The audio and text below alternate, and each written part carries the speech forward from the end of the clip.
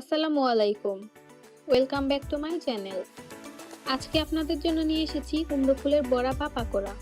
এটা তৈরি করা খুবই সহজ আর খেতে এক কথায় অসাধারণ।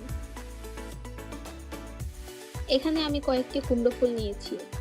ফুলের পাপড়িগুলো ছড়ালে ভেতরে একটি হলুদ দাগ দেখা যাবে। এটা খাওয়া যায় না, তাই আমি গোড়ার দিকটা কেটে দাগটা বের করে নেব।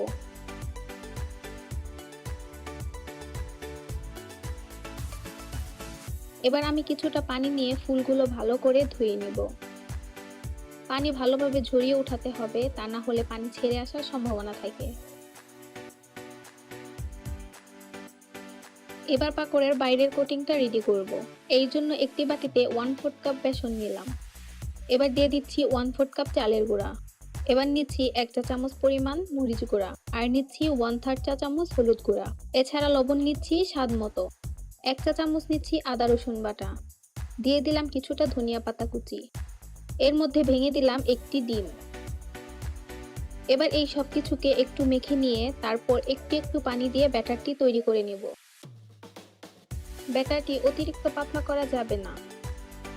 অতিরিক্ত পাতলা হলে ব্যাটারটি ফুলের গায়ে লেগে থাকবে না। একটু ঘন ঘনই করতে হবে। আমার ব্যাটারটির ঘনত্ব দেখেই বুঝতে পারছেন ব্যাটারটি কেমন হবে।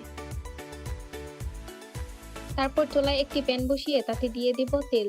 এরপর একটি করে ফুল নিয়ে ব্যাটারটিতে ভালোভাবে এপিঠ ওপিঠ চুবিয়ে এক পাশ ভাঁজ করে ডুবো তেলে ছেড়ে দিব।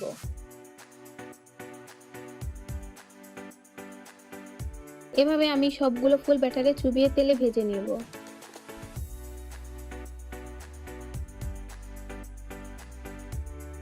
যখন পাকোড়াগুলো এরকম ব্রাউন কালার হয়ে আসবে তখন নামিয়ে সার্ভ করে নিব। হয়ে গেল দারুণ স্বাদের মচমচে কুমড়ো ফুলের পাকোড়া। এটা অবশ্যই ট্রাই করবেন। আশা করি আপনাদের কাছে ভালো লাগবে। আজকের রেসিপিটা ভালো লাগলে প্লিজ আমার চ্যানেলটা সাবস্ক্রাইব করবেন। ভালো থাকবেন। বিদায় নিচ্ছি। আল্লাহ হাফেজ।